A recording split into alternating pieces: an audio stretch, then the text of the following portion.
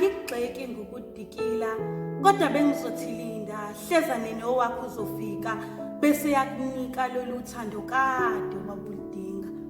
Kulula nje uphimisa igama elithi ngiyakuthanda. Inkinga kuba ukugcina imigomo yakhona ayike lokho abaningi kuyabasinda ngoba nomunye ubebalisa ethi kwayilona igama elithi ngiyakuthanda liyamsinda. Phela yena lento lothanda kudala ayezama kodwa ihlezi imchitha. Uthi ayikanye kaningi manje nasengqondweni yakho sewavele wakhetha ukuyikhipha wafaka ezinye izinto zakamhlaba bheka ngoba nasenkambeni sikaFaro seyacwila. Uthi nalokho ke ucabanga ukuthi empilweni ihlezane kuzomsiza.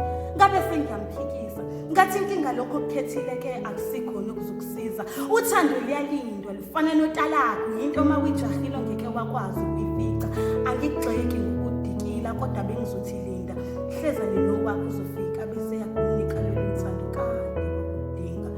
Ngoba nami namfica ithemba kwasekudala langishiya ngase ngiphila impilo ngiyisikhwebe esingenambila lathi nxa lifika ngazizwa ngicila esibeni sothando ngahluleka nawukubhukula ngaminza imizwa ilokhu ibika ithi ngiyamnika lenhliziyo yami ngathuka sengimnika ngathi mina wena nje ongumnini umoya wami uyaphilisa yenina uthando liyaphila yabona amakela afika umzimba uyanonophala abathi noma bebhekile babona ubuso bakho busulekile noma bechukuluza bethi ngawe yithini ngoncumo nje uthi mina ke sengimtholile. Sithando sami ngikhethile eningini futhi inhliziyo yami iqokile ikuthandile bheka ngoba sengiyitshelile ngathi wena ke ngizokunika lonke lolu thando kumina.